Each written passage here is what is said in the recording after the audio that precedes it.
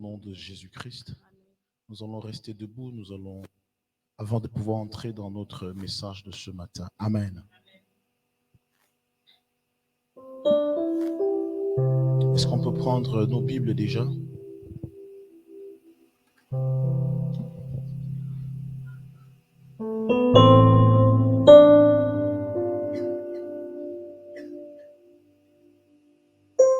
Nous allons prendre nos Bibles dans le livre de Exode chapitre 25, du verset 31 à 40.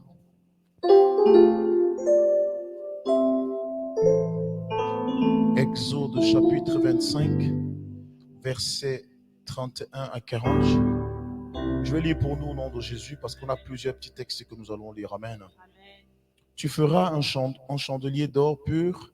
Ce chandelier sera fait d'or battu. Son pied et sa tige, ses calices, ses corolles et ses fleurs seront d'une seule pièce. 6 branches sortiront de ses côtés, 3 branches du chandelier de l'un des côtés et 3 branches du chandelier de l'autre.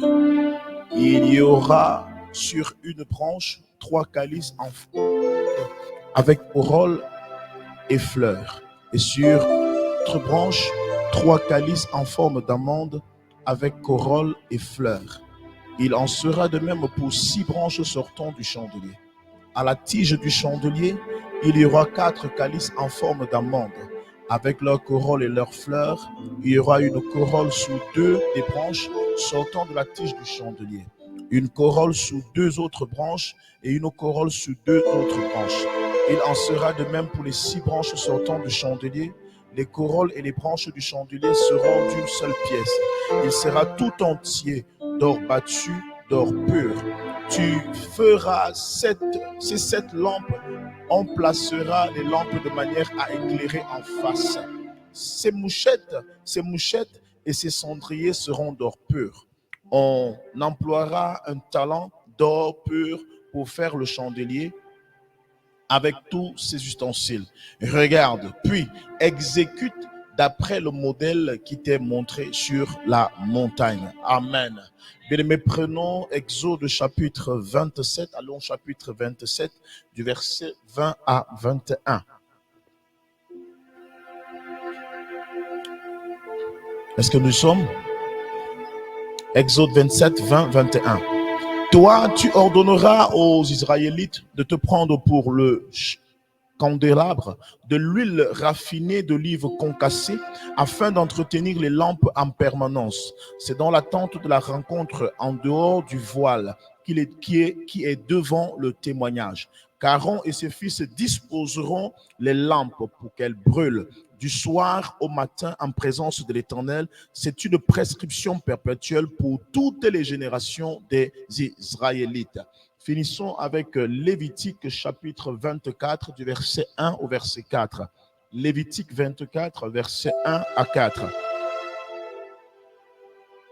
Nous y sommes. Lévitique 24, 1 à 4. L'Éternel parla à Moïse et dit: ordonne aux Israélites de t'apporter pour le chandelier de l'huile raffinée d'olive pressée, afin d'entretenir les lampes continuellement. C'est en dehors du voile du témoignage dans la tente de la rencontre qu'Aaron les arrangera pour qu'elles brûlent continuellement du soir au matin en présence de l'Éternel. C'est une prescription perpétuelle pour vos descendants. Il arrangera les lampes sur le chandelier d'or pur pour qu'elles brûlent continuellement devant l'Éternel. Bien-aimés, répète après moi: la parole de Dieu, c'est ma portion. La parole de Dieu, c'est ma portion. Une dernière fois, la parole de Dieu, c'est ma portion. Je veux que tu serres fermement ta Bible entre tes mains. Serre-la, tiens-la, pose-la sur ton cœur et tu vas répéter ceci après moi. Éternel, mon Dieu et mon roi, je crois en ta parole. Je suis le fruit de ta parole. C'est pourquoi je retournerai toujours vers elle. Car par elle, tu m'as façonné. Par elle, tu me conduis. Par elle, tu me montres le chemin à suivre. Père, alors que je me tiens dans ta présence, ce jour, montre-moi encore, par ta parole, la voie que je dois suivre. afin que je brûle continuellement et afin que je brille continuellement dans ta présence. Au nom de Jésus-Christ. Amen. Père, je te dis merci pour cette journée une fois de plus. Après 3 jours, oh mon Dieu, dans ta présence. Après 3 jours, tu t'es manifesté puissamment parmi nous. Après 3 jours pendant lesquels tu nous as enseigné. Tu viens encore en cette journée où nous commémorons non seulement la descente du Saint-Esprit sur ton Église. Nous venons, oh mon Dieu et mon roi, te rendre un culte. Nous sommes rassemblés aujourd'hui, pas parce que nous n'avions rien à faire, mais parce que nous savons que c'est ici que nous avons tout à faire. Père, nous voulons qu'en ce moment où nous allons nous concentrer sur tes Écritures, que tu nous enseignes, que tu nous montres, car ta parole est la lumière qui éclaire notre temps. Laisse que ce jour nous soyons éclairés par celle-ci et que nous ne marchions plus jamais dans les ténèbres, mais que nous soyons véritablement les enfants de la lumière. Souviens-toi de tous les saints rassemblés de par le monde afin de pouvoir te rendre un culte aujourd'hui. Souviens-toi de ceux qui l'ont fait hier. Souviens-toi de tous tes sacrificateurs. Souviens-toi des pasteurs, des apôtres, des évêques, des évangélistes, des prophètes. Souviens-toi, ô mon Dieu, mon roi, de ce que tu as établi devant un peuple.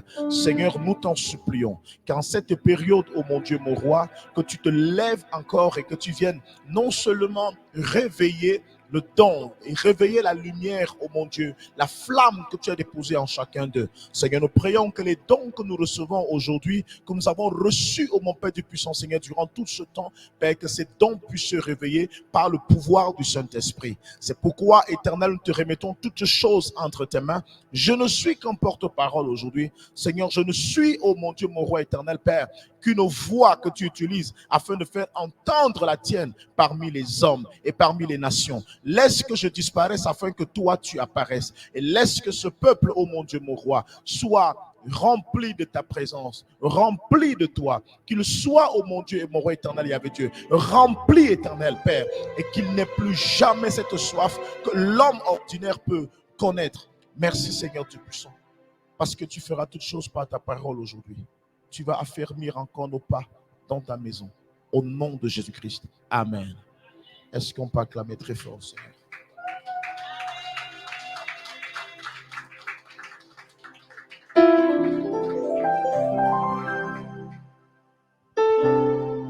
Alléluia.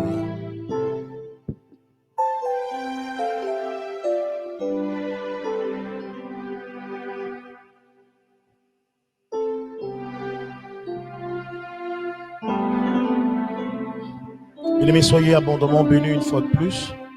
Je rends grâce à Dieu qui nous permet de pouvoir nous retrouver ici dans le cadre de ce culte de la Pentecôte. C'est vrai que chaque fois qu'on parle de Pentecôte, nous voyons effusion du Saint-Esprit, nous voyons puissance, nous voyons autorité, nous voyons Dieu marcher, écraser Satan et nos ennemis. Mais j'ai voulu ce matin, toutefois pas moi, je crois l'Esprit de Dieu a voulu ainsi, qu'aujourd'hui, ce soit un peu plus différent que ce qu'on a toujours entendu. Amen. On a passé déjà 3 jours, c'était vraiment 3 jours de puissance. On a passé 3 jours de puissance. Mais vous savez, Dieu ne vient pas pour nous visiter, mais Dieu vient pour demeurer en nous. Dieu ne vient pas pour nous visiter, Dieu vient pour demeurer en nous. Donc, ne soyez pas de ceux qui cherchent la visitation de Dieu, parce que celui qui vous visite est appelé à partir. Mais soyez de ceux qui veulent que Dieu demeure avec eux. Il faut que Dieu demeure dans ta maison. Il faut qu'il demeure dans ton cœur. Il faut qu'il demeure dans ta vie. S'il demeure dans ta vie, assurément, il ne te quittera plus jamais. Beaucoup de personnes ont été visitées par Dieu, mais après avoir été visitées, tu t'es senti bien. Tu t'es senti bien, tu as senti comment tu étais légère, tu étais contente. Tu as été content pendant un bout de temps, mais quelques semaines après, quelques jours après, tu as ressenti encore cette lourdeur. Tout simplement parce que tu n'as pas accepté que Dieu vienne vivre avec toi. Tu as juste voulu solliciter la visitation. C'est là la différence. Amen. Nous ne sommes pas de ceux qui veulent la visitation de Dieu. C'est dans la troisième dispensation, ou alors c'est la première dispensation de l'Église que, en réalité, Dieu venait tout simplement visiter et il repartait. Amen. Mais nous ne sommes pas de cette dispensation-là. Nous sommes de ceux qui veulent vivre toutes les dispensations de Dieu. Amen. C'est-à-dire, nous voulons être ceux-là qui vivent avec Dieu, qui peuvent faire des sorties avec Dieu. Alléluia. Et qui peuvent l'expérimenter, qui peuvent dormir avec lui. C'est pourquoi tout ce que nous avons reçu pendant ces 3 jours, c'est là, c'est en vous. Alléluia. C'est en vous. Mais le problème, c'est que il va falloir conserver cela. Il va falloir garder cela. Il va falloir entretenir cela. Sinon, on se retrouvera l'année prochaine, à la même période, à faire les mêmes choses. Est-ce que vous comprenez la nuance? Pourquoi est-ce que l'Église vit les mêmes choses? Pourquoi est-ce qu'on vit les mêmes choses? On se répète, on revient sur ce qu'on croit déjà avoir résolu. Pourquoi on revient sur ces choses? C'est tout simplement parce qu'on n'a pas su entretenir ce que nous avons reçu. Amen. Et c'est pourquoi le thème donc de ce jour, c'est briller continuellement. Dis à quelqu'un, briller continuellement. Dis à quelqu'un, brille continuellement. Mais la grande question, mais comment faire, pasteur, pour briller continuellement? Amen. Comment faire pour briller continuellement? Je le veux, je le désire de tout mon cœur. C'est mon souhait. Je veux être toujours dans les fusions. Je veux être toujours dans la puissance. Je veux ressentir toujours cette onction. Mais qu'est-ce que je dois faire? Amen. Qui veut brûler, qui veut briller continuellement? Ah, waouh. Gloire à Dieu. Alors, je vais commencer par, vous savez, comme je disais encore hier, quand on a un tableau, amen. Quand on a un tableau, on a le cadre et on a l'image. Il serait donc important pour moi de pouvoir commencer par le cadre de ce tableau-là. C'est pourquoi nous avons lu le texte de tout à l'heure, parce qu'il nous repositionne véritablement afin que nous puissions comprendre ce que Dieu voudrait que nous sachions aujourd'hui. Alléluia. Alors, bien aimé, Dieu a choisi un homme lorsque son peuple sort d'Égypte. Cet homme s'appelait Moïse. Et Dieu va organiser les choses de manière à ce que Moïse ne soit pas seul au devant de lui. Parce que Moïse avait déjà un handicap. Dis à quelqu'un un handicap. C'est que Moïse n'avait pas la langue facile, n'avait pas l'expression facile. Moïse ne parlait pas facilement. Et c'est lui qui va le déclarer. Ce n'est pas que Dieu ne le savait pas. Amen. Comme pour dire, parfois, lorsque nous avons des handicaps, Dieu voit notre handicap, mais c'est à nous de pouvoir lui dire, là où tu vois là, moi je ne sais pas parler. Tu m'as choisi, mais je ne sais pas m'abstenir du sexe. Tu m'as choisi, mais je ne sais pas m'abstenir du vol. C'est à toi de pouvoir lui dire. Il le sait. Amen. Lorsque Dieu appelle Moïse, il sait que cet homme-ci est bègue.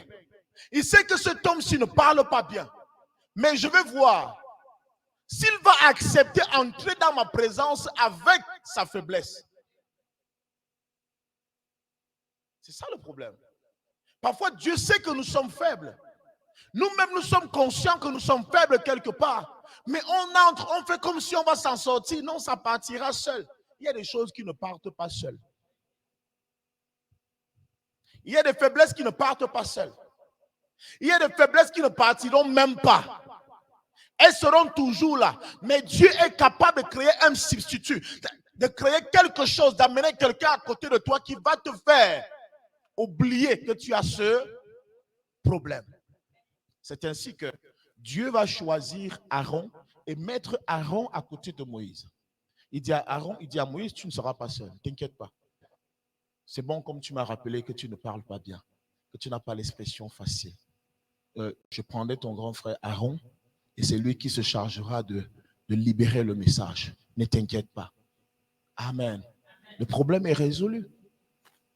Il n'y a plus raison de dire que je ne peux plus. Parce que là, j'ai résolu le problème. Amen. Donc, quand même, c'est comme tout à l'heure, on a dit, les qui ont les problèmes d'argent, j'ai vu 3 personnes se lever, mais à la fin, j'ai prié pour tout le monde. Ça, c'est parce que parfois on a honte. Est-ce que vous savez que l'église est là pour répondre à ce genre de choses?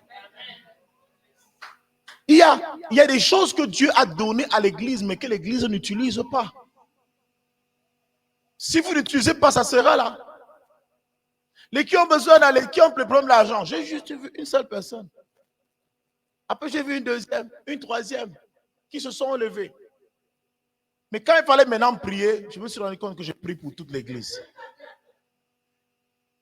Pourquoi vous avez honte de présenter votre handicap?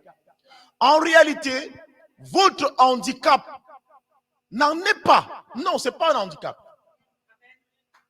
Mais ton handicap est un atout pour toi pour te rapprocher de Dieu. C'est parce que tu as un handicap que tu peux te rapprocher de Dieu. Parce que si tu n'as pas de handicap, tu ne pourras pas te rapprocher de Dieu. C'est celui qui a un handicap qui se rapproche facilement de Dieu. Donc, il n'y a pas de honte. En tant qu'enfant de Dieu, dit, Père, je suis dans ta présence, mais j'ai tel problème. Je n'ai pas d'argent. Je n'ai pas d'argent. Je suis bloqué. Mes comptes, ça ne va pas. Rien ne marche chez moi. Rien ne va chez moi. Il faut le dire. Et Dieu a établi des autorités. Nous ne prions pas. Nous déclarons afin que ces choses viennent en existence. Nous changeons les situations par la parole. Aussi simple que ça. C'est comme avoir faim alors que tes casseroles sont pleines de nourriture. C'est comme avoir faim alors que ton frigo il est plein de nourriture. Pourquoi tu as faim? Tout simplement parce que tu n'oses pas parler. Amen. Alors, Moïse a parlé et le problème a été résolu. Il pouvait maintenant continuer l'œuvre. Alors, ils sortent d'Israël, ils sortent d'Égypte. Je vous épargne tout le reste parce que c'est une histoire que vous connaissez sûrement. Ils sortent donc d'Égypte et quand ils sortent d'Égypte, ils sont dans le désert. Dans le désert, Dieu commence déjà à retracer un projet, un plan bien établi, comment les choses devraient être organisées. Il amène Moïse sur la montagne et lui dit, ok, je veux que tu fasses une tente, je veux que tu fasses un cadre, une maison où je pourrais résider. Est-ce que Dieu a vraiment besoin de maison? Mais il prouve encore qu'il a besoin de rester parmi eux. Il a besoin parce qu'il sait que s'il vous dit qu'il est avec vous, vous allez le chercher, vous ne le verrez pas. Alors il faut qu'il vous fasse une représentation. Comme on a dit hier, quand Dieu se rencontre, lorsqu'il vous parle, vous ne comprenez pas, il sera obligé de créer une représentation. Tu verras une grosse main sur ton mur. Tu diras, j'ai vu la main de Dieu. Et là, au moins, tu vas t'accrocher à cela toute ta vie. J'ai vu Dieu. Non, quand Jésus m'a amené au paradis, Jésus m'a amené en enfer. J'étais en enfer. Je ne suis pas sûr que c'est l'enfer que tu as vraiment vu. Tu as sûrement vu quelque chose qui ressemble à cela pour t'effrayer, afin que tu reviennes en tant que serviteur sur terre et que tu prêches la bonne parole aux gens. Dieu ne nous fait pas visiter l'enfer pour enrichir notre expérience. Non, mais parfois pour changer notre langage. Ça sert à quoi qu'il te fasse voir cela? Alors les gens sont contents. Non, moi j'ai vu, j'étais au ciel, j'étais en enfer 3 fois, 4 fois. Ce n'est pas un sujet à se vanter. Pourquoi à moi tu me fais voir ça 3 fois, 4 fois?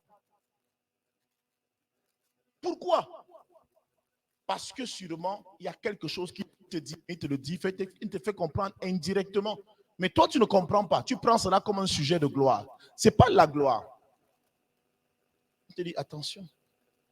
Il faut, parce que depuis là, tu es en train de distraire les gens, tu donnes des messages, tu distrais les gens sur terre. Il faut que tu saches que ça existe. Hein. Ça existe. Et il va jusqu'à te faire voir même des serviteurs, certaines personnes qui étaient des serviteurs de Dieu sur terre et qui sont en enfer.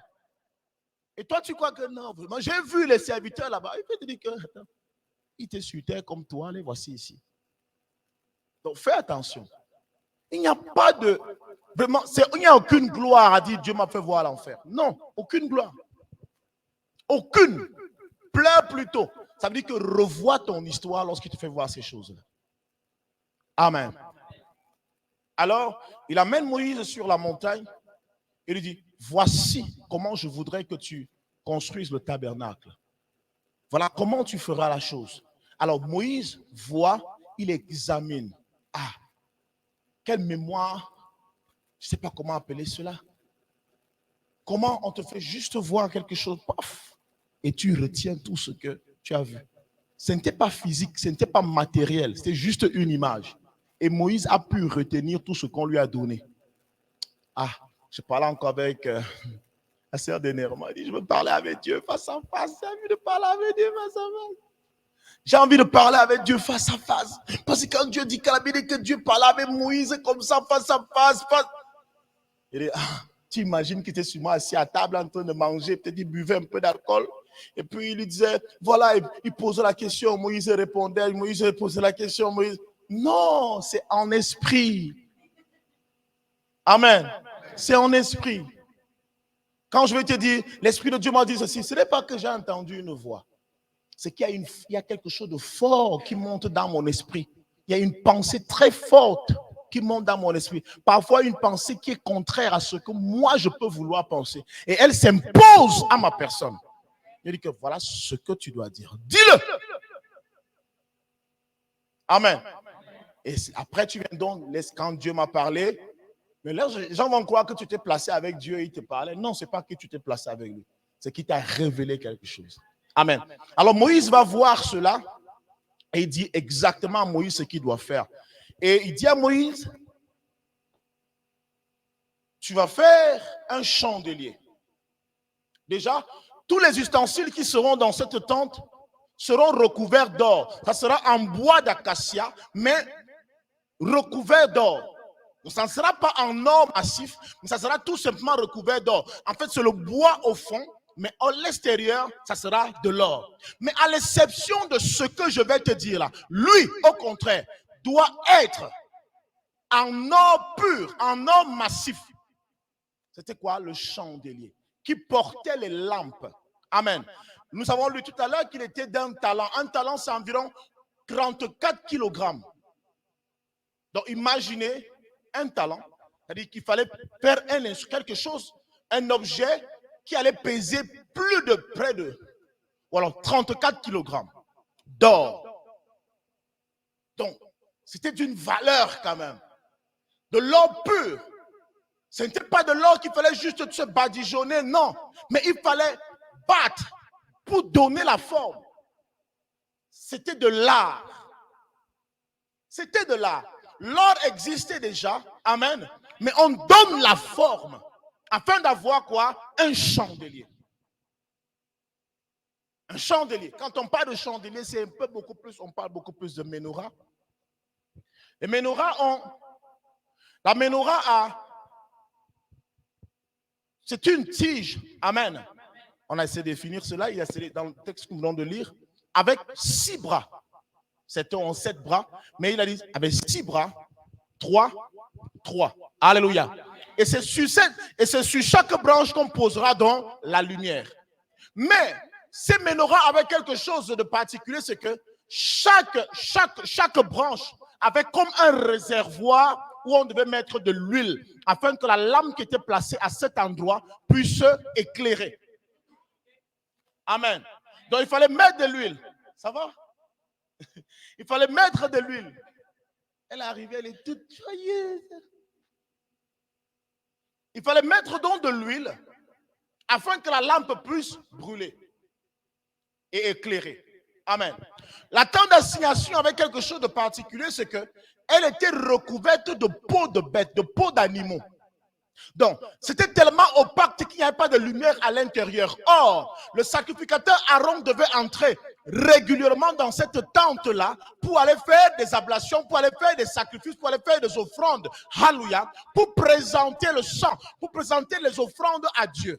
Mais comment pouvait-il entrer dans cette salle, dans cette pièce aussi opaque, aussi noire, s'il n'y a pas de lumière? Amen. C'est pourquoi Dieu lui dit, tu feras donc une lampe afin qu'elle brûle continuellement au devant de moi. Ainsi, tu pourras entrer, toi-même tu auras de la lumière. Quand tu rentres, amen. Déjà, n'oublions pas, il a dit, il faut que ce soit en face. La grande question sera en face de quoi? En face de qui? Et tout ce qui se trouvait à l'intérieur, les tables, étaient en bois d'acacia, mais peints d'or, n'est-ce pas? La table, il y avait les pains de proposition en or, en bois, mais à pain en la cuve des reins, alléluia, aussi enduit d'or. Ce qui fait que lorsque le chandelier était allumé, avec, vous imaginez, une salle complètement hermétiquement fermée, sombre, il y a quand même une lumière qui jaillit peut-être d'un bras de la menorah, et ça reflète sur les objets qui sont en or, et ça faisait vraiment beau. C'était magnifique. Est-ce qu'on peut acclamer pour le Seigneur?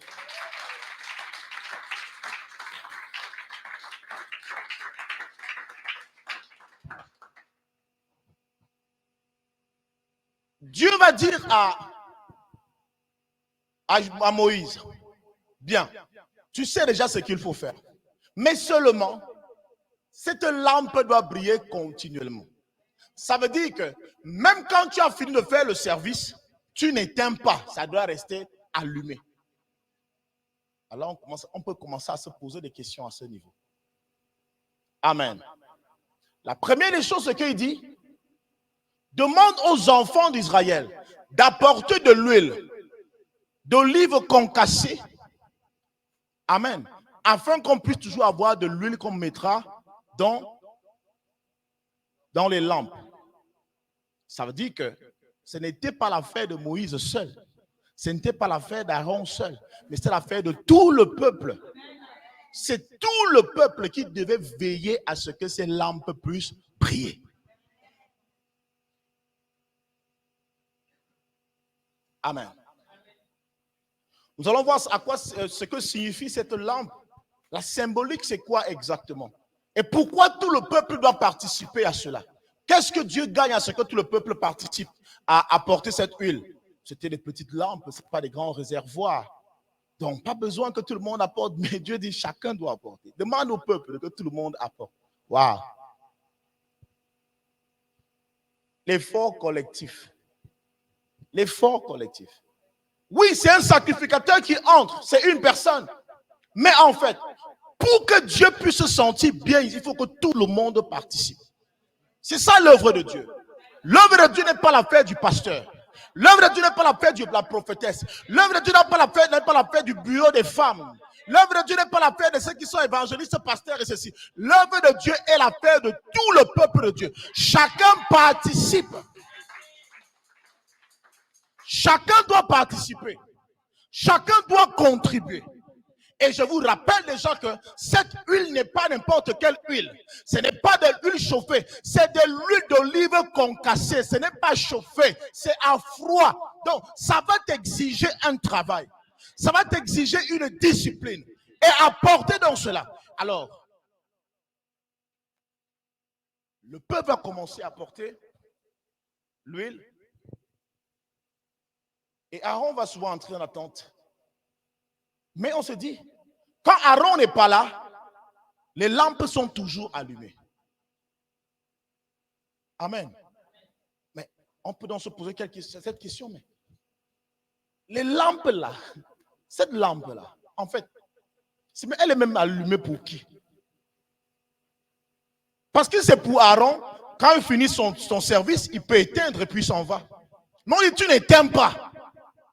Tu dois veiller à ce qu'au moins 2 fois par jour qu'on y mette de l'huile. Même si tu n'es pas là, ça doit rester allumé. Wow. Le pasteur soit là ou non, la flamme doit donner. L'église doit avancer. Il n'y a pas d'église qui n'avance parce que le pasteur n'est pas là. Ça veut dire que vous n'êtes pas un peuple. Vous n'avez pas compris ce que vous faites. Si l'église somnole quand le pasteur n'est pas là, si l'église somnole quand le prophète n'est pas là, vous n'êtes pas de l'église. Parce que la flamme doit être entretenue. Alors, Dieu explique ici à Moïse que cette lampe-là, ce n'est même pas pour Aaron. C'est pour moi. Parce qu'il voudrait que l'église brille en sa présence. Ah. Donc la lampe symbolise la présence de l'église. La lampe, c'est l'église. L'église doit briller continuellement. L'église ne doit pas briller aujourd'hui et s'éteindre demain. L'église ne doit pas être forte aujourd'hui et être faible demain. Donc, demande, veille, veille. Alléluia. C'est pourquoi le peuple apportait tout simplement de l'huile. Mais celui qui devait mettre de l'huile dans le réservoir, c'était Aaron. Vous comprenez un peu la chose? Ce n'est pas le peuple qui mettait de l'huile, mais c'est le peuple qui pourvoyait à de l'huile. Mais c'est Aaron qui était consacré, qui était arrêté pour cela, qui était désigné pour cela. C'est lui qui devait mettre l'huile dans les lampes. Alors que je vous enseigne, alors que je vous donne la parole, alors que je vous entretiens, alors que je suis à votre service, je suis en train de mettre de l'huile dans vos lampes, afin que vous puissiez briller continuellement. Personne ne dira, je ne suis pas enseigné. On n'a pas mis de l'huile en moi, parce que l'huile, c'est l'onction. L'huile, c'est la vie de Dieu que je dépose en vous. Et la vie de Dieu ne peut être déposée en vous que par le biais de la parole. Amen. Et le peuple a continué de le faire. Donc, Dieu montre à Moïse que ce n'est même pas pour Aaron que vous le faites, ce n'est pas pour le sacrificateur que vous le faites, c'est pour moi. Je veux que l'église soit toujours allumée en ma présence. Je veux que l'église brille en ma présence. Si l'église ne brille pas, j'ai un problème. Dieu n'a pas besoin de lumière. Il est la lumière. Amen. Dieu n'a pas besoin de lumière. Il est la lumière. Il n'a pas besoin d'être éclairé. Sa parole éclaire notre chemin. Mais il dit, c'est toi qui as besoin de lumière. Bien aimé, celui qui n'a pas brillé dans la présence de Dieu ne peut pas briller dans la présence des hommes. Donc, Dieu veille d'abord à ce que nous puissions d'abord briller dans sa présence avant d'aller briller dans la présence des hommes. C'est pourquoi il dit, mettez-vous en face de moi, que ces lampes brillent. Et après, vous allez sortir pour aller briller devant les hommes. Ça a toujours été ainsi, de génération en génération, en Israël. Parce qu'il a dit, il faut que ce soit une loi perpétuelle. Ce qui fait des générations après, même après Moïse, ils ont continué à le faire. À apporter de l'huile et les lampes brillaient toujours continuellement. Mais lorsque, et là il n'y avait qu'une seule lampe. Amen. Il n'y avait qu'une seule lampe. Je veux vraiment que tu me suives attentivement, sinon tu vas être égaré à un moment donné. Alors, à un moment, Salomon arrive. Salomon arrive, lui il décide de bâtir un temple à Dieu. Donc ça ne sera plus la tente d'assignation. Ça ne sera plus le simple tabernacle que Moïse a conçu qui était juste une tente qu'on transportait dans le désert. Amen. Parce que c'était une tente qu'on transportait dans le désert. Mais ça ne sera plus une tente. Ça sera maintenant une maison, un temple que Salomon va décider de bâtir à l'Éternel. Quand Salomon va bâtir ce temple à l'Éternel, ce temple qui poussera d'ailleurs les Juifs, les Israélites à être assez orgueilleux, imbus d'eux-mêmes. Parce que en réalité, leur vantardise s'appuyait sur le temple que Salomon avait bâti. Amen. Et Salomon a fait quelque chose de particulier, c'est qu'au lieu d'une lampe dans le temple, lui, il avait formé 10 lampes. 10, dont le temple était toujours éclairé. Au temps de Salomon. Mais Israël va s'enorgueillir à cause du temple. Israël va s'enorgueillir à cause du temple, au point où ils vont se détacher de Dieu, commençant même par son propre roi, Salomon, qui va tisser des alliances avec des dieux étrangers. Il y a des autels à d'autres dieux seront bâtis en plein Israël. Et c'est là où Israël va connaître la sécession, c'est-à-dire la division. Amen. Parce qu'Israël sera divisé en deux à cause de tout ce désordre que Salomon avait orchestré pendant son règne. Amen. Et c'est là où Israël sera déporté à Babylone. Quand les Babyloniens vont arriver en Israël, ils vont détruire le temple. Et une fois qu'ils avaient détruit le temple, Dieu a éteint ses lampes. Alors, l'église n'était plus dans la présence de Dieu, si on peut parler comme ça. Israël n'était plus présent dans le cœur de Dieu. Israël n'était plus présent à la face de Dieu parce que les lampes s'étaient éteintes. Mais seulement, il les avait éteints temporairement. Quelqu'un dit temporairement.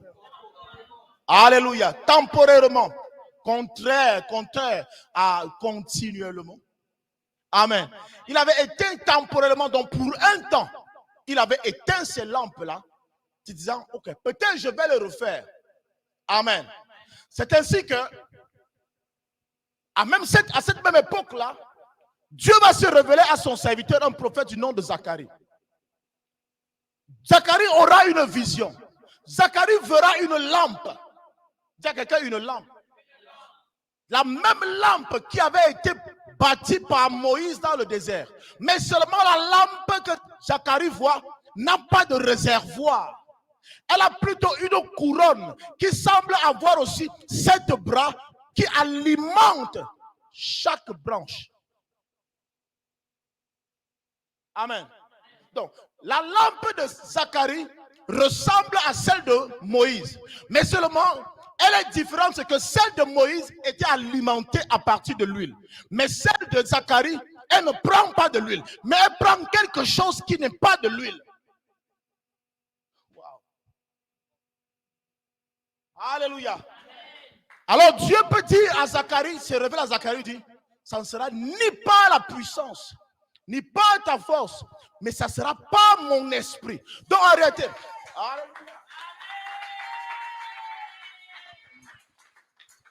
Donc, les lampes ne seront plus alimentées par votre huile, de manière à ce que vous ne puissiez pas vous enorgueillir. Parce que lorsque vous apportez de l'huile, vous risquez de dire, c'est parce que j'apporte de l'huile que cette lampe brille. Maintenant, ça ne sera plus par votre propre force, mais je donnerai quelque chose et ces lampes ne s'éteindront plus jamais.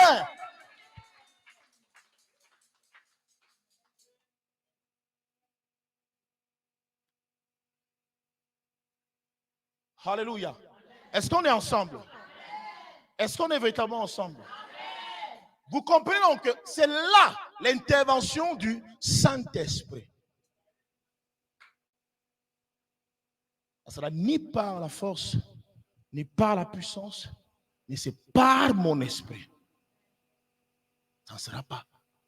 Personne ne pourra s'enorgueillir. Personne ne pourra dire, c'est moi qui ai fait en sorte que ceci devienne comme ça. Non. Moi-même, je veillerai à ce que ces lampes soient allumées. Nous sommes les lampes. Nous sommes les lampes. Nous avons été battus. Dieu nous a donné une forme. C'est Dieu qui nous donne la forme. Quand on devient enfant de Dieu, c'est par sa volonté. Il nous donne une forme. Dans le livre de Ésaïe, chapitre 43, au verset 1er, il dit ceci. Ainsi parle l'Éternel, ô Jacob. Alléluia. Moi qui t'ai créé. Ô Israël, moi qui t'ai formé. Il parle à une même personne. Il a créé Jacob, mais il a formé Israël. Parce que on ne forme pas à partir du néant, mais on crée à partir du néant. Nous avons été créés à partir de rien. Amen.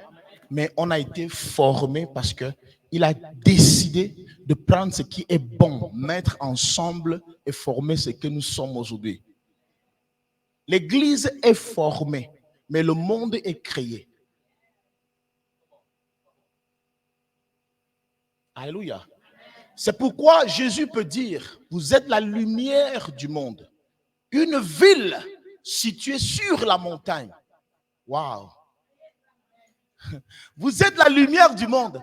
Une ville située sur la montagne. Écoutez ceci. La ville ne se crée pas toute seule. Il y a quelqu'un qui a bâti la ville. Et il a décidé d'aller la bâtir sur la montagne. Oh, Dieu est le grand architecte. Vous êtes la lumière du monde. Nous ne sommes pas que la lumière, mais nous sommes la lumière du monde. Nous sommes faits pour éclairer. Mais on ne peut pas éclairer le monde si on n'a pas d'abord éclairé dans la présence de Dieu. Beaucoup de personnes veulent éclairer dans le monde. Mais dans le Seigneur, tu es éteint.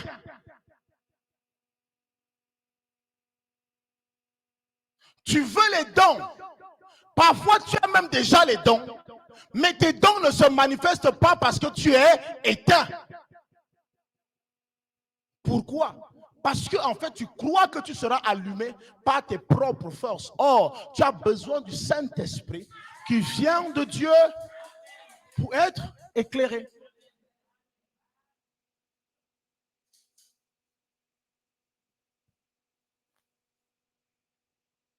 Est-ce que quelqu'un me suit ce matin?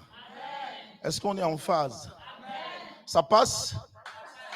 Donc, l'Église brille pour Dieu. L'Église ne brille pas pour elle-même. L'Église brille pour Dieu. Dis à quelqu'un, je brille pour Dieu. Et je dois briller continuellement. Je brille pour Dieu et je dois briller continuellement. Je dois veiller à ce que je ne m'éteigne point. Il dit que l'huile ne manque pas sur votre front. Je dois briller tous les jours de ma vie. Je ne suis pas la lumière du monde pour m'éteindre à un moment donné. Au moment où les gens ont le plus besoin de lumière, c'est en ce moment que je suis éteint. Très souvent, on a ce genre de personnes même à l'église. C'est quand l'église a le plus besoin de toi que toi tu es absent. C'est quand les gens ont besoin de tes prières que tu n'es pas là. Amen. Nous devons répondre 7 jours sur 7, 24 heures sur 24. Parce que continuellement, c'est du non-stop. C'est pourquoi je vais poser un certain nombre de questions à chacun de nous ici ce matin. Est-ce que nous connaissons exactement ou nous comprenons ce à quoi nous nous sommes engagés? Est-ce que nous comprenons? Est-ce que nous le savons? Ce n'est pas un jeu. Continuellement. Nous sommes devant celui qui sait ce que c'est que la lumière. On ne jongle pas dans sa présence. Amen. Dis amen bien. Dis encore très bien amen. Alors l'église brille pour Dieu, d'abord pour Dieu. L'église ne brille pas pour autre chose. Donc avant d'aller chercher à impacter le monde, cherche d'abord à impacter dans la présence de Dieu. Et on va voir comment faire pour briller continuellement.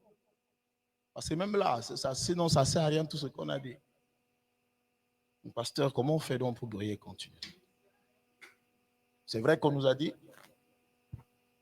qu'ils apportaient de l'huile et Aaron mettait de l'huile dans les réservoirs. Mais pasteur, l'huile ici c'est quoi? Les réservoirs c'est quoi?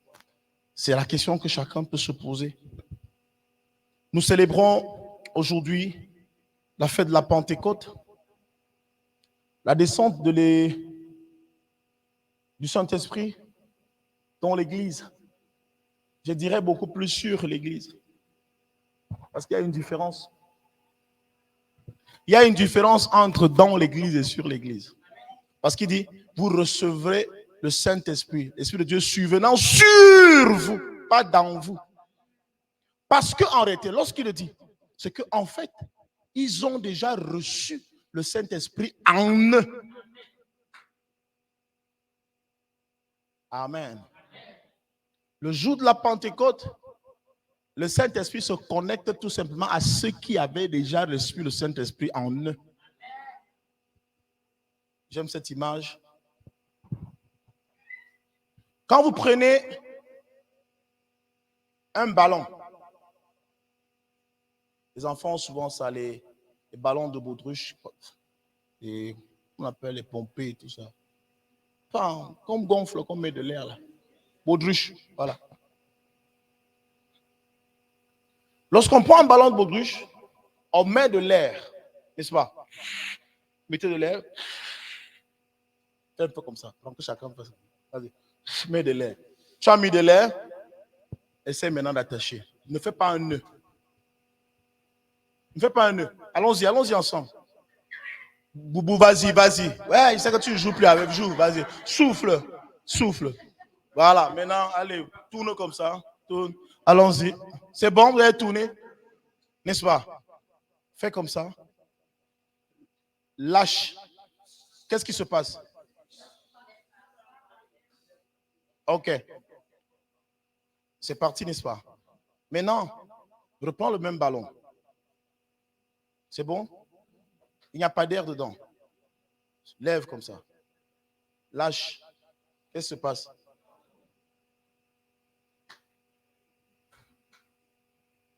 Qu'est-ce qui se passe? Il tombe. Or, au premier tour, il n'est pas tombé directement, il a été emporté.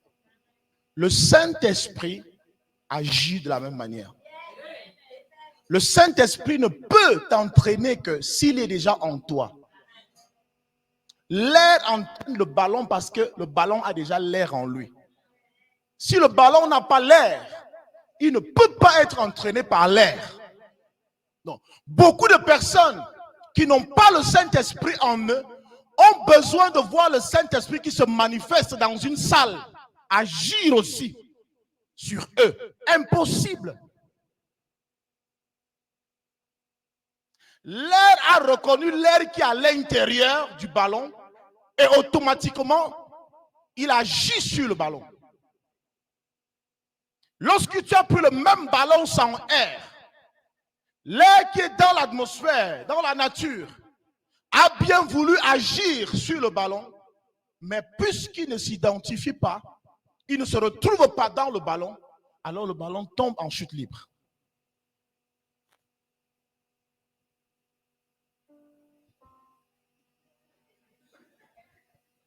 Quelqu'un m'a souvent dit, pasteur, mais pourquoi je ne tombe pas quand? Tu as déjà une partie de la réponse. Tu as déjà une partie de la réponse. Parce que les gens tombent pour plusieurs raisons. Il y a ceux qui tombent parce que le Saint-Esprit se reconnaît en eux. Il y a ceux qui tombent parce qu'ils sont possédés. C'est plusieurs. Hein? Mais je dis que chacun peut déjà avoir quand même une partie de la réponse. Amen. Alors, nous prions pour Dieu. Nous ne prions pas pour nous-mêmes. Et nous devons continuer à prier pour Dieu. Et nous devons prier pour nous-mêmes. Amen. Nous avons dit ici par la suite que quand bien même Israël n'était plus dans la tente, n'était plus dans le désert avec la tente et le tabernacle, Salomon est arrivé et il a bâti un temple à Dieu. Les lampes sont allées de génération en génération. Amen. Babylone est venue à détruire le temple de Jérusalem et les lampes se sont éteintes. Certains ont cru que Dieu avait abandonné ce peuple-là. Parfois on se dit, nous avons atteint le niveau où Dieu n'est plus avec nous. Dieu nous a abandonnés. Il n'y a plus de lampe. La lampe s'est éteinte. Zacharie dit, il n'y a plus de lampe. La lampe de l'Éternel. On dit, en ce temps-là, quand tu lis le livre de Zacharie, en ce temps-là, la lampe de l'Éternel ne brûlait plus. Elle n'existait plus. Et c'est là où Dieu est venu faire la révélation pour lui dire, ne t'inquiète pas, Zacharie. Il y aura toujours une lampe qui va brûler. Il y a toujours une lampe qui va brûler. Je vais veiller à ce que la lampe brûle toujours. Je vais veiller à ce que la lampe brûle toujours. Si ce peuple m'a abandonné, je vais susciter un autre peuple.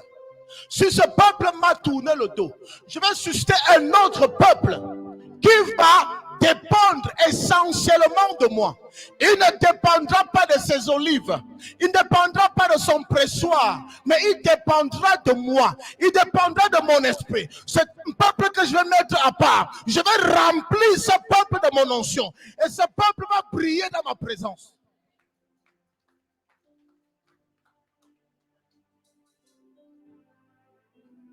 Tu es de ce peuple-là. tu es cette nouvelle lampe. Je dis à quelqu'un, tu es cette nouvelle lampe qui a reçu l'Esprit de Dieu. Tu as reçu le Saint-Esprit afin que tu puisses briller continuellement. D'ailleurs, il n'y a aucune raison que tu ne brilles pas. Parce qu'en fait, l'huile ne vient pas de toi. Tu ne diras pas, je n'ai pas d'argent, je n'ai pas de force, je n'ai pas le temps, je n'ai pas le moment, je ne peux pas aller. Parce que ça ne dépend pas de toi. Amen.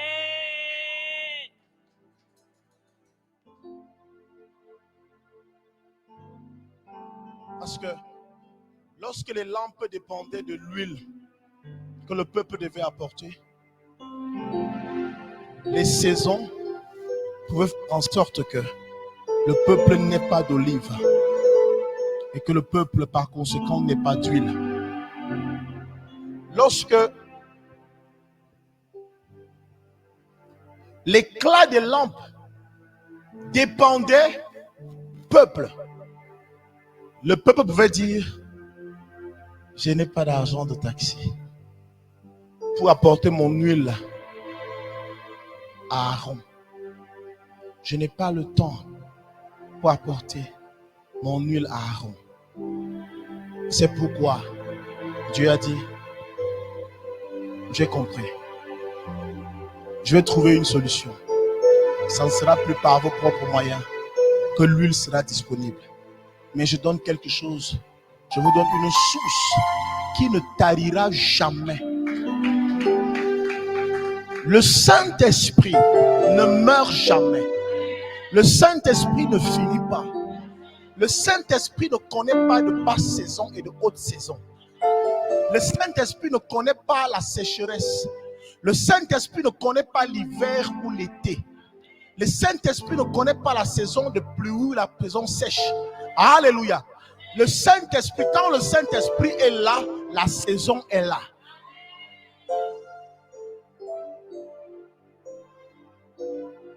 Alors, les lampes vont toujours briller. Elles vont toujours briller. Elles vont toujours briller. Mais il y a quelque chose que nous devons savoir, c'est là où je chute. C'est à la fin de mon message. Parce qu'on a dit continuellement. Le Saint-Esprit est là. Mais qu'est-ce qui maintiendra la flamme? Qu'est-ce qui maintiendra la flamme des lampes? Alléluia. La flamme des lampes est maintenue par deux choses.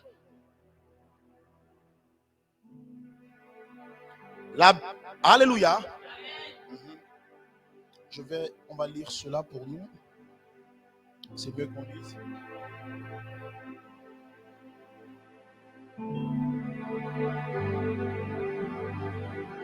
C'est très fort, c'est très bon ce matin.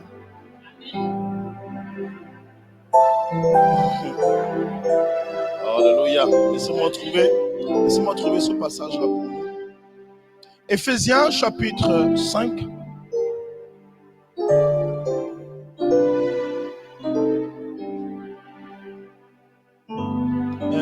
Joue pour autre chose, je t'en prie. Éphésiens chapitre 5.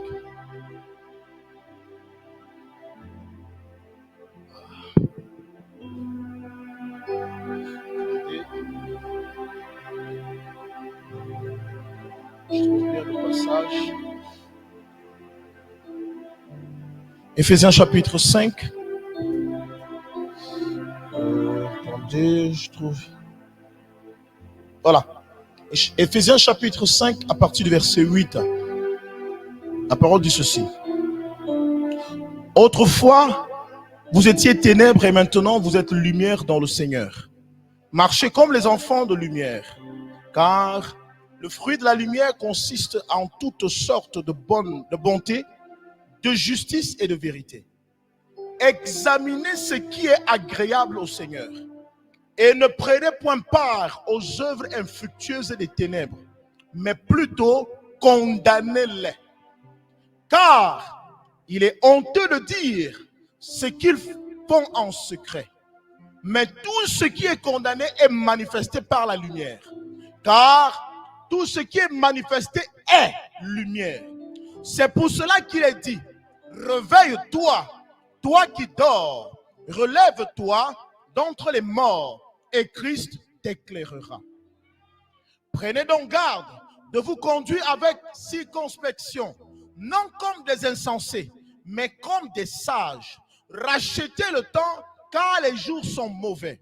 C'est pourquoi ne soyez pas inconsidérés, mais comprenez quelle est la volonté du Seigneur. Ne vous enivrez pas de vin, c'est de la débauche. Soyez au contraire remplis de l'esprit. Entretenez-vous par des psaumes, par des hymnes et par des cantiques spirituels, chantant et célébrant de tout votre cœur des louanges du Seigneur.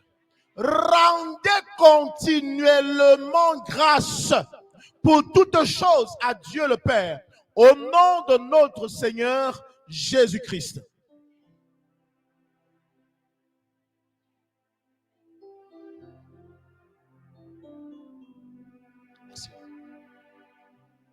En fait,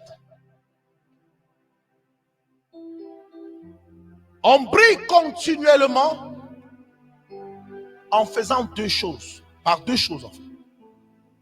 Par la vie et par le service. Lorsque notre vie plaît à Dieu, lorsque notre vie honore Dieu, nous sommes une lampe dans sa présence. C'est pourquoi l'apôtre donne ce conseil. Il dit, autrefois, nous n'étions pas des lampes. Autrefois, vous étiez des fils des ténèbres. Vous n'avez pas reçu ce que vous avez aujourd'hui. Autrefois, on ne vous connaissait pas. Autrefois, le monde s'identifiait à votre vie. Mais désormais, ne vivez plus de la sorte. Que votre vie rende gloire à Dieu. Que votre vie rende gloire à Dieu, Église. Car vous êtes la lumière du monde. Car vous êtes les lampes de l'Éternel. Vous êtes la lampe de l'Éternel. Et Dieu vous veut dans sa présence, jour et nuit.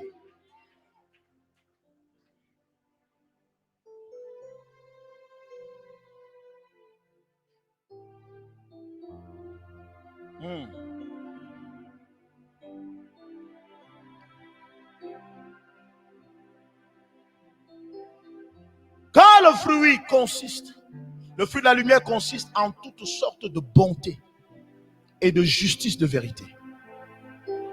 Marchez dans la vérité. Soyez bons, c'est votre vie. Examinez ce qui est agréable au Seigneur. Faites ce qui est agréable à Dieu et non ce qui vous est agréable.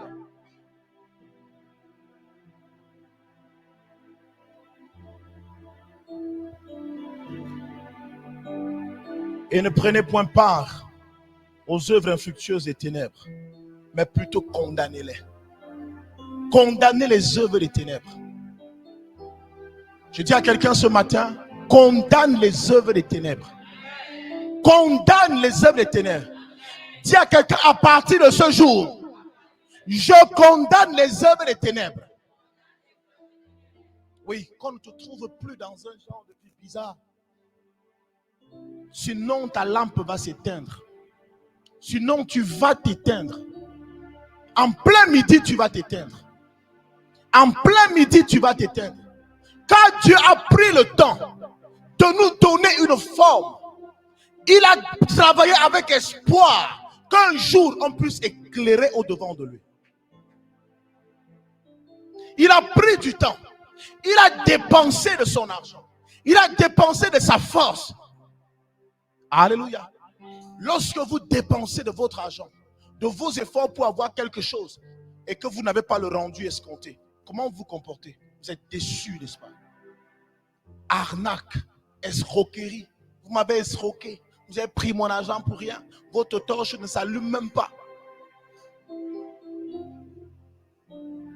Oh, tu as acheté une ampoule et tu es arrivé chez toi, l'ampoule ne donne pas, elle est grillée. des voleurs, des bandits. Je sais même toujours, c'est même comme ça, les gens là sont toujours comme ça. Dati est toujours comme ça. Je n'ai rien contre Dati. C'est la deuxième. Quelqu'un va d'abord me dire que c'est comme ça, que lui aussi il a acheté un truc chez eux, c'était aussi comme ça. Ils vendent des trucs qui ont périmé, ça a mis long chez eux. Non, tu es déçu.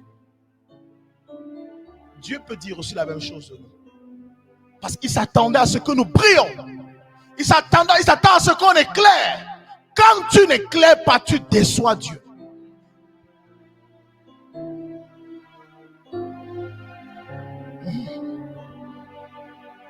Quand tu n'éclaires pas, tu déçois Dieu.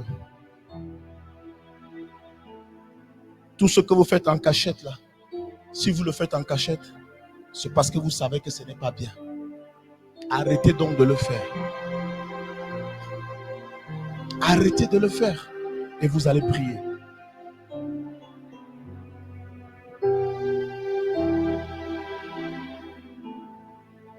Ne vous enivrez pas de vin, de la débauche.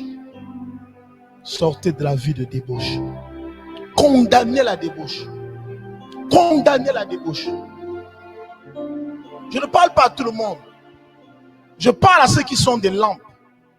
Condamnez la débauche. Je parle à ceux qui ont reçu l'esprit. Condamnez la débauche. À ceux qui ont reçu l'huile. Condamnez la débauche. Parce que s'il y a quelque chose qui absorbe l'huile, c'est la débauche.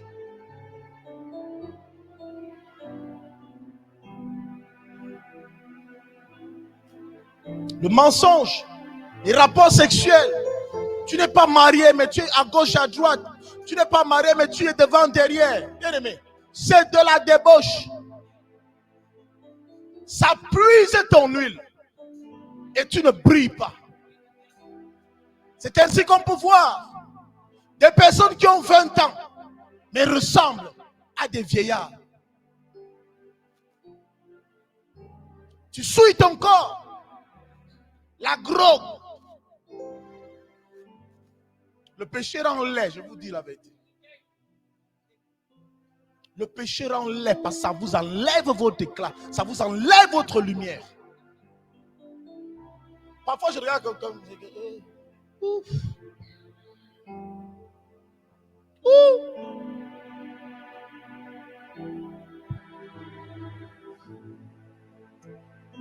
Tu mets la crème, ça ne tient pas.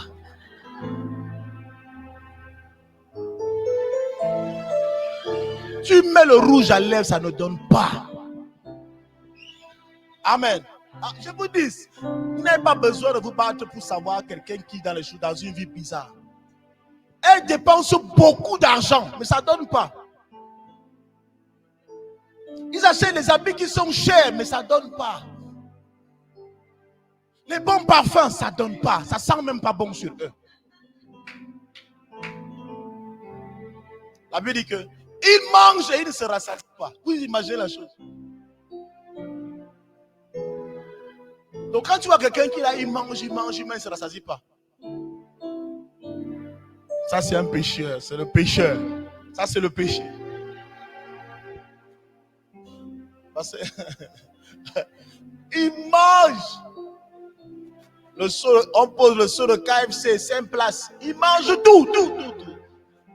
4 tacos. 4 tacos. Il mange 4 tacos. Il est là, rien. Ça, ce n'est pas lui qui mange. Il n'est pas seul. Non. Il n'est pas seul. C'est un gars accompagné.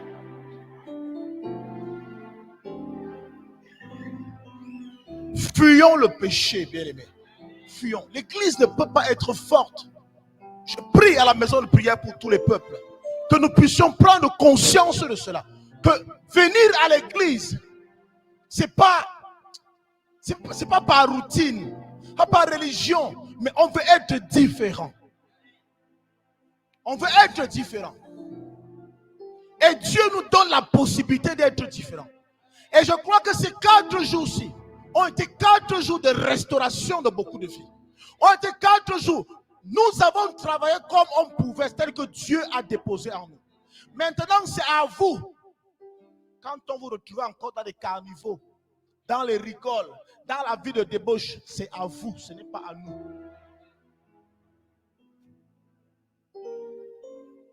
Pour qui est-ce que je n'ai pas prié pendant ces 4 jours? J'ai prié pour tout le monde.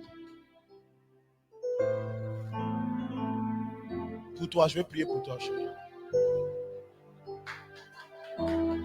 J'ai prié pour tout le monde. Parfois, je suis parti d'ici, les maux de tête, parce qu'il fallait vous remplir. J'ai enseigné. Est-ce que je n'ai pas enseigné? Est-ce qu'on n'a pas enseigné? Est-ce qu'on n'a pas dansé? Est-ce qu'on n'a pas chanté? Qu'est-ce qui nous manque? Rien. Alors vous allez entretenir par la vie que vous allez mener. Et la deuxième chose, par le service.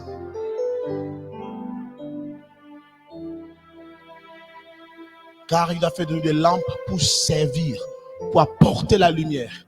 Donc chaque fois que tu vas enseigner, tu vas encourager ceux qui sont faibles, tu seras dans le service du Seigneur. Chaque fois que tu vas travailler dans l'église, tu seras dans le service. Ça va entretenir la lampe. Alléluia. Alléluia. Je dis oui. Oui. Oui. Je dis oui. Oui. Je dis oui, Seigneur. Je dis oui, Seigneur. Je dis oui.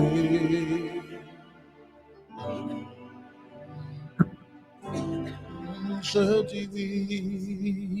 Je dis oui. Oui. Oui. Je dis oui. Oui.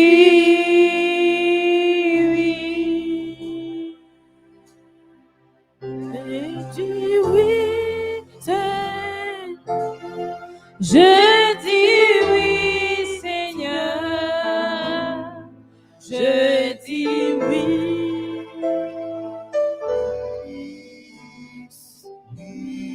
Je dis oui. Je dis oui. Oui. Oui. Je dis oui.